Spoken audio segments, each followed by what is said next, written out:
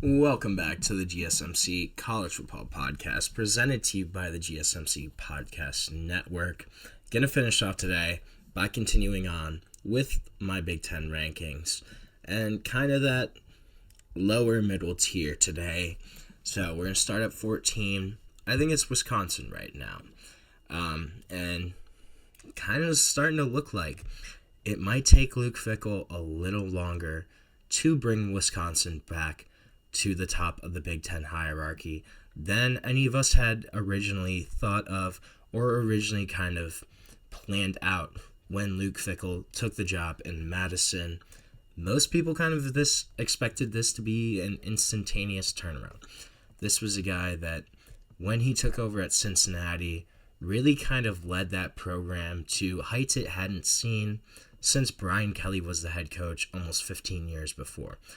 Led Cincinnati to the college football playoff when it was still a 4-team playoff, had an undefeated season there in the regular season, had a couple first-round draft picks in Sauce Gardner. Desmond Ridder was a third-rounder, but a guy that, again, got a chance as a starting quarterback in the NFL.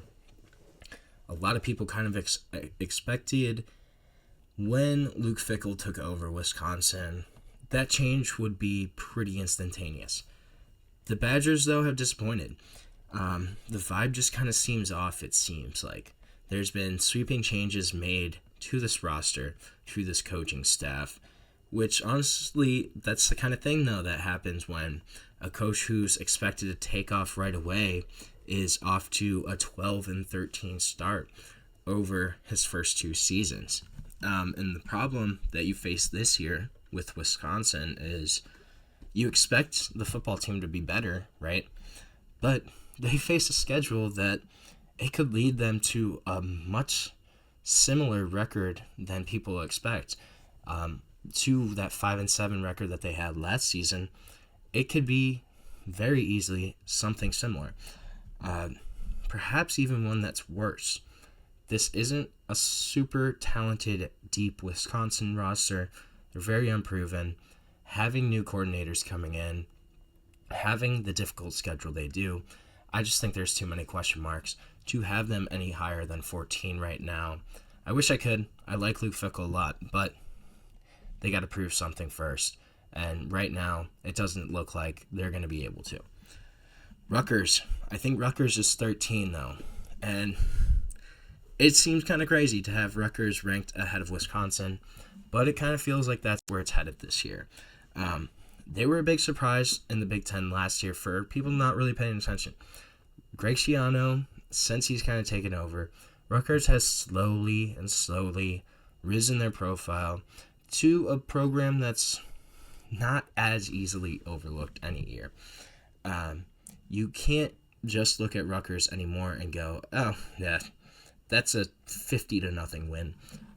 You can't do that. They're much more of a program that you have to kind of look at and say, hey, this might be kind of a tough matchup. And that's a testament to what Greg Schiano's done, that their profile has been raised even that much, I think. They certainly can take a step forward this year due to adding some continuity.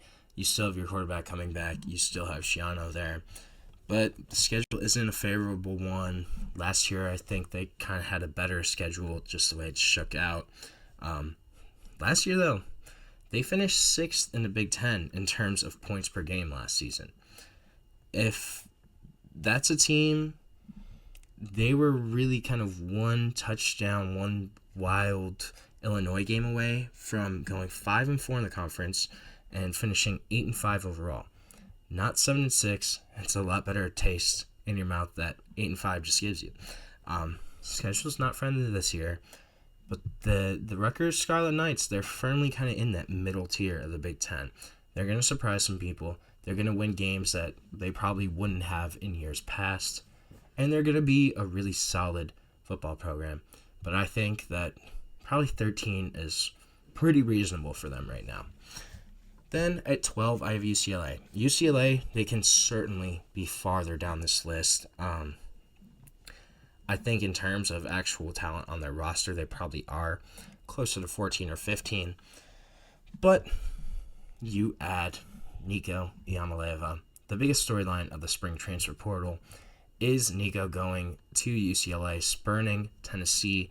And if he actually plays to his potential, UCLA could make some noise. I'm not going to say they're going to be really great, but they could definitely be in for kind of a wild ride this year.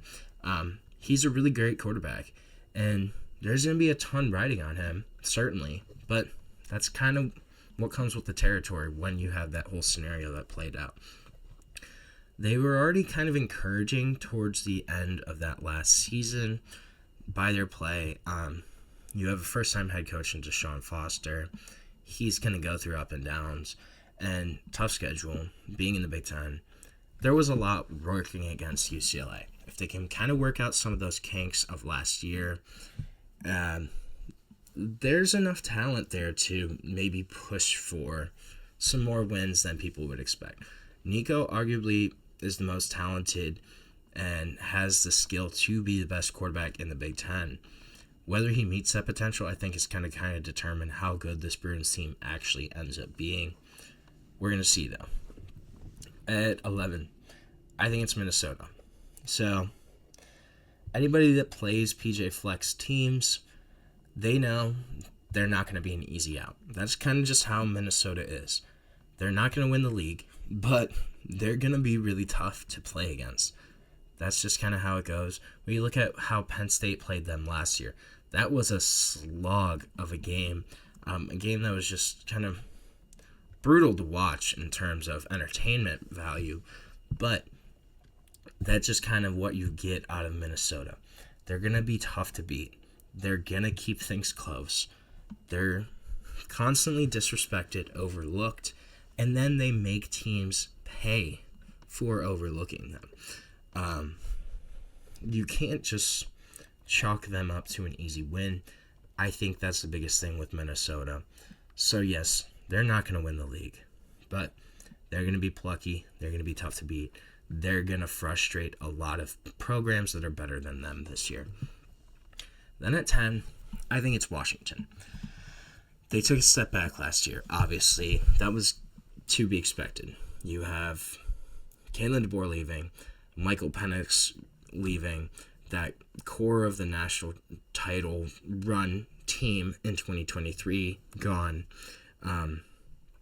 So Jedd Fisch coming in the Big Ten, that was a tough situation to be in. No, they didn't reach the title game again. They did get to a bowl game though. And you have a guy coming up in Demond Williams Jr., who I think is a stud. I think he's going to be one of the better quarterbacks in the Big Ten. A guy that really kind of showcased his potential in the last few games of the 2024 season. Going to be a full-time starter. Super exciting dual threat quarterback in terms of potential. Really kind of tantalizing option there for the Huskies. I think he's going to play really well. And I think Washington's going to surprise some teams this year and win a couple games they probably shouldn't. But I think Demond Williams kind of gives them much more of a fighting chance than they previously had. So that is going to be all for our show today. Thank you so much for tuning into the GSMC College Football Podcast, presented to you by the GSMC Podcast Network. Please remember to subscribe, like, follow the channel. And if you want, you can also go to Twitter, Facebook, Instagram, TikTok, for even more sports content, more sports updates that you love. Thank you so much, and have a great day.